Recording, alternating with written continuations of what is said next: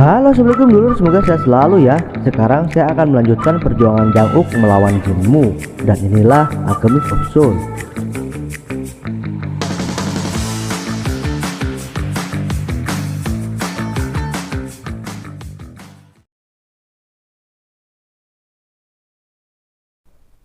Di episode sebelumnya Jang Uk mendatangi Danyanggok untuk melaksanakan tugasnya melenyapkan Naksu. Tapi itu adalah rencana Naksu. Dia ingin Jang Uk dapat menemuinya di saat-saat terakhir karena dia sadar tak lama lagi jiwanya akan lenyap. Naksu pun menceritakan semuanya kepada Jang Uk dan mereka memutuskan untuk menikmati setiap detik kebersamaannya. Menjadi sepasang kekasih yang bahagia, seolah takkan terjadi apa-apa. Jang Uk akan terus memandangnya sampai Naksu menutup mata. Ternyata Guru Li juga ada di sana. Dia yang menyarankan Naksu untuk pergi ke Danyanggok. Guru Li merasa bertanggung jawab atas hubungan mereka karena dia sebenarnya tahu hubungan itu semenjak kehidupan pertama. Guru Li lalu menikahkan Jang Uk dan Naksu dengan janji suci di hadapan ilahi. Tapi ada satu hal yang membingungkan di sini. Karena Naksu memiliki 4 nama, dia terlahir sebagai Chuyong, lalu tumbuh sebagai Naksu, hidup sebagai Mudok, dan terlahir kembali sebagai Jin Buyon. Naksu pun memilih nama Chuyong, sebuah nama yang diberikan orang tuanya ketika dilahirkan. Oke lur, sekarang Naksu kita panggil Chuyong aja ya, karena itu nama yang diinginkan dia saat ini. Jang Uk lalu membawa Chuyong ke puncak pohon Danyanggok, karena itu satu janji darinya ketika Chuyong hidup sebagai Mudok. Chuyong berkata kepada Jang Uk bahwa ada satu ingatan dirinya yang belum kembali, yaitu ketika dia menusuk Jang Uk dahulu. Itu akan menjadi ingatan terakhirnya, sekaligus surat cinta untuk Jang Uk, karena jika ingatan itu kembali, dia akan lenyap. Dan Chuyong akan memberikan isyarat sebuah genggaman tangan ketika ingatan itu muncul. Bahagia dan sedih menjadi satu. Ketika cinta sudah terbalaskan, mau tak mau mereka harus menerima kenyataan. Waktu terus berlalu. Jang Uk lalu merasakan bahwa Chuyong memanggilnya dengan giok yin yang, dan Jang Uk pun langsung datang menemui Chuyong. Jang Uk lalu melihat tabir di sekeliling Chuyong, dan ketika dia memasukinya, tiba-tiba Jang Uk dibawa ke dimensi lain. Itu adalah gambaran dunia ketika Hwajo bangkit, dan hal itu pasti akan terjadi. Jang Uk terkejut ketika di sampingnya ada seorang gadis kecil. Dia menjelaskan bahwa sejak dahulu dia telah mendapatkan penglihatan ini. Hwajo akan bangkit karena keserakahan manusia dan dunia akan habis hangus terbakar. Dia menjelaskan bahwa yang dapat menghentikan Hwajo adalah Jang Uk. Tentunya dengan bantuannya. Jang Uk bertanya, siapa dirimu sebenarnya? Apakah kau Jin Buyon? Gadis itu menjawab, itu adalah nama yang kudapatkan setelah terlahir kembali. Sepertinya itu Jin Soran lur, seperti yang dijelaskan Guru Li. Jiwa Jin Soran tertinggal dalam batu es, dan ketika Buyon meninggal dalam kandungan, dia diselamatkan oleh batu es. Dan sebenarnya jiwa Jin Soranlah yang hidup di situ, sedangkan Jin Buyon sudah mati sejak saat itu. Scene berpindah ke kerajaan. Raja dan para penyihir senior berdiskusi untuk mengambil perisai Jinyowon dan mengeluarkan Hwajo, karena mereka ingin segera mendapatkan batu es. Sementara itu Jinmu yang hampir kehilangan kendali menyerap energi seorang Kasim, sampai Kasim itu menjadi batu. Jinmu lalu mengatakan tidak usah menghiraukan perisai, kita langsung bergerak ke Jinyowon dan mengambil Hwajo secara paksa, karena dia sudah tidak bisa menunggu lagi. Raja dan Jinmu lalu mendatangi pangeran. raja langsung mengambil plakat emas yang diberikannya. Dengan begitu pangeran tidak akan menjadi raja selanjutnya. Dia pun bukan lagi putra mahkota saat ini. Jinmu juga membeberkan identitasnya kepada pangeran. Dia yang menyarankan ini kepada raja. Itu sebagai balasan darinya karena telah mengkhianatinya. Lagi pula raja sudah tidak memerlukan penerus. Karena setelah batu es didapatkan, raja bisa berpindah jiwa sesuka hatinya dan hidup kekal selamanya. Shin berpindah ke Jinyowon. Kim Doju mendatangi Puan Jin untuk menanyakan keadaan Jang Uk dan Buyon. Puan Jin merahasiakan semua hal mengenai itu. Dia hanya menjawab semua akan selesai seiring berjalannya waktu. Tiba-tiba datang seorang penjaga yang melaporkan bahwa saat ini semua penyihir mendatangi gerbang Jinyowon. Puan Jin yang mendengar itu langsung bergegas mendatangi gerbang Jinyowon. Tanpa basa-basi, Jinmu menghabisi semua penjaga dan dia menyerap energi Puan Jin. Jinmu memberitakan Chuyon untuk membukakan gerbang Jinyowon. Jika tidak, ibunya akan mati mengering. Choyun yang tidak tega melihat ibunya menderita dengan berat hati membuka gerbang Jinyowon. Dan Jinmu langsung masuk untuk mengambil Hwajo. Semua artefak dan relik Jinyowon gelisah ketika Hwajo dikeluarkan. Jinyowon pun perlahan akan runtuh. Puan Jin lalu memerintahkan Chuyon untuk pergi ke Songrim dan minta bantuan. Sementara Kim Doju membantu Puan Jin masuk ke dalam Jinyowon untuk melindungi semua artefak dengan kekuatannya. Karena jika tidak, artefak itu akan menimbulkan ledakan yang dahsyat. Chuyon pun tiba di Songrim. Pak Jin lalu merintahkan Pak Danggu dan Chuyon pergi mengejar Jinmu, sementara Pak Jin pergi ke Jinyowon. Pak Jin sangat terkejut melihat kondisi Jinyowon yang sangat mengkhawatirkan, dan dia semakin terkejut karena mengetahui bahwa Kim Doju berada dalam Jinyowon bersama Puan Jin. Pak Jin lalu berusaha masuk untuk menyelamatkan Kim Doju, tapi energi yang keluar dari dalam Jinyowon sangatlah kuat. Pak Jin tak sanggup untuk menembusnya. Sementara itu gerbang Jinyowon harus segera ditutup. Jika tidak, semua artefak berbahaya bisa keluar. Ini pilihan yang sulit untuk Pak Jin. Di satu sisi dia ingin menyelamatkan pujaan hatinya, tapi di sisi lain gerbang harus segera ditutup sebelum ledakan terjadi.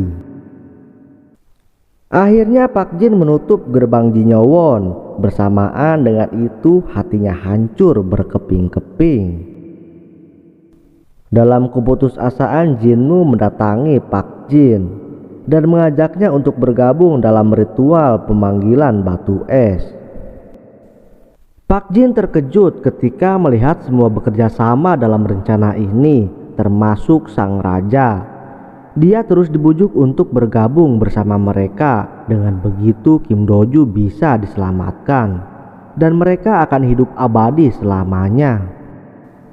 Tapi Pak Jin tak goyah dengan semua bujuk rayunya.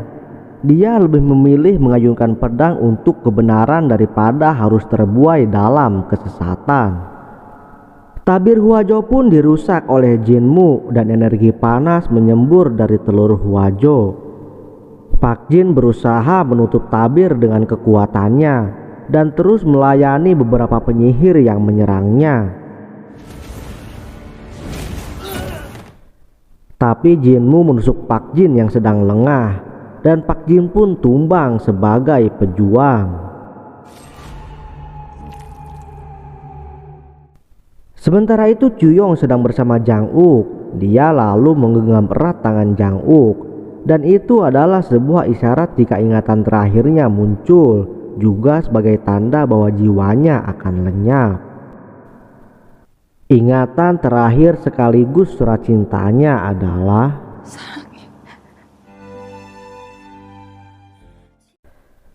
keesokan harinya Jang Uk mendatangi Songrim. Semua orang berduka di sana dan ada 3 peti mati di dalamnya.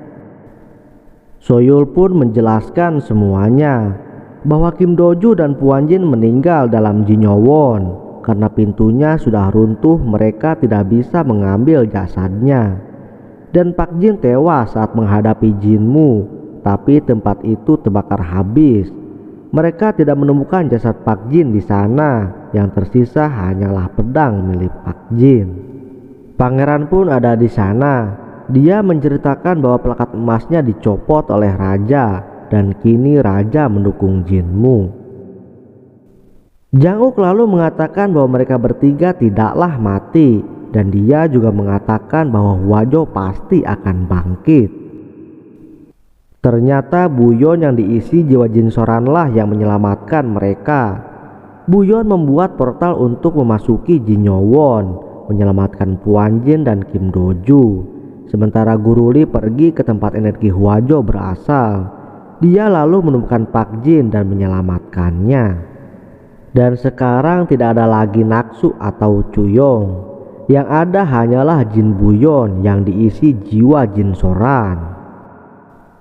Shin berpindah ke kerajaan. Jinmu berencana akan membangkitkan Hwajo malam ini, sekitar pukul 7 sampai 9 malam.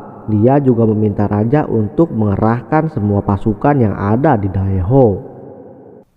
Sementara itu Jang Uk menyerahkan plakat emas miliknya kepada pangeran untuk menghentikan hal yang dilakukan raja, sementara dirinya akan pergi ke Cheongbukwan membangunkan Hwajo. Semua orang terkejut dengan apa yang dikatakan Jang Uk. Bukannya menghentikannya, tapi dia malah akan membangunkannya.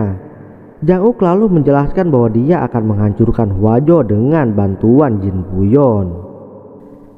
Pangeran pun datang ke kerajaan. Dia menurunkan tahta raja secara paksa karena plakat emas bintang kerajaan memiliki kekuatan mutlak atas perintahnya. Pak Danggu dan Sang Ho menghabisi penjaga Cheongbukwan, sementara Soyul dan Buyon masuk ke ruang catatan bintang.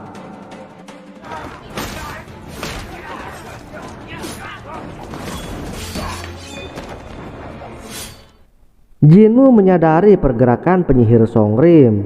Dia lalu memerintahkan untuk membangunkan Hwajo meski belum memasuki waktu.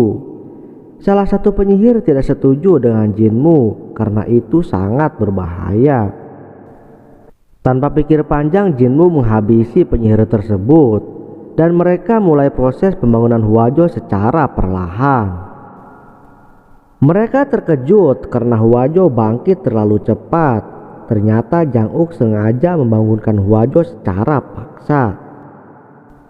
Dan mereka pun hangus terbakar oleh energi api milik Hwajo, termasuk Jinmu, orang yang paling menyebalkan di film ini. Jang Uk lalu menyerahkan telur Hwajo kepada Buyon, sementara dirinya akan pergi ke danau Gyeochendeho. Hwajo lalu dibangkitkan di cawan bintang dengan catatan bintang kelahiran Jang Uk. Dia akan dikirim ke danau Gyeochendeho dan Jang Uk sudah bersiap menantikan kedatangan Hwajo. Semua orang terpana melihat Hwajo telah bangkit dan semua tempat yang dilalui olehnya hangus terbakar dalam sekejap. Pertarungan Jang Uk dan Hwajo pun dimulai.